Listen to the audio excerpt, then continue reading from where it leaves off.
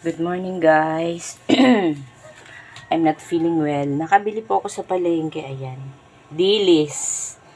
Pinaksiw ko po siya. Tapos binalot ko siya sa dahon ng pechay. Ayan. Kalahating kilo lang po lahat ng binili ko kasi hindi siya kilala ng mga anak ko. Baka ako lang mag-isa ang mag-ubos.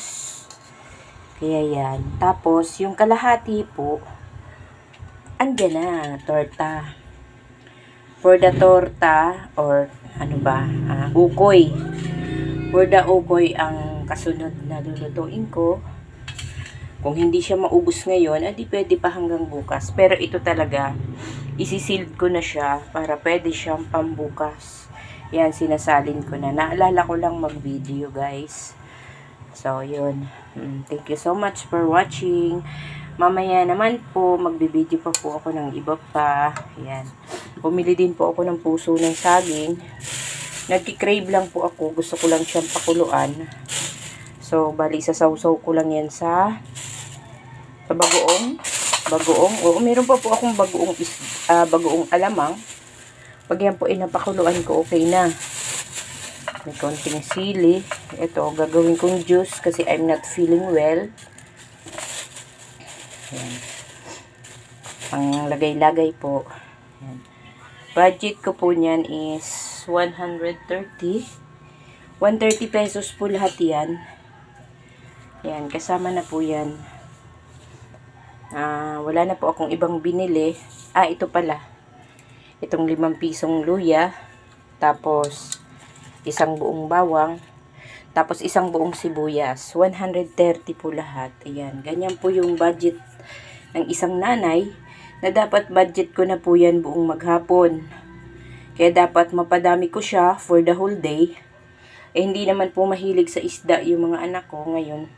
Ang mangyayari nito, bahala na. May sausawa naman, maggagawa na lang akong sausawa na may toyo. Ito sigurado kakainin nila to pag crispy yung pagkakaluto. Pero ito, ewan ko lang po. 3 lang po kami dito sa bahay ngayong araw. So, sigurado ko aabot po ito ng maghapon. Sa 130 pesos. Ang hirap po mag-budget. Ano mga mami? Sobrang hirap po pagkasyahin ang pera.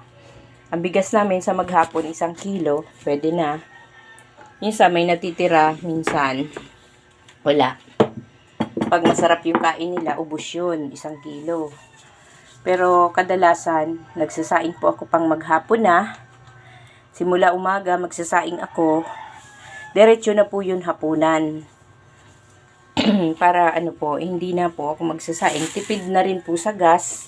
Kasi po yung gasol ay napakamahal. It's so very expensive po. 980. Yun, 980 po isang gasol. So, ganun kahirap. Budget, guys. Mga kananay, kung may nakuha kayong tip, so, gamitin nyo na lang po yung kalahating kilong dilis. Hinati ko po, dumami ito, gawa ng harina, cornstarch. Yun, extender siya yung harina para dumami. Kasi inalisan ko siya ng tinik. Inalisan ko siya ng tinik, ng ulo. Ito rin po wala ng ulo. Yan.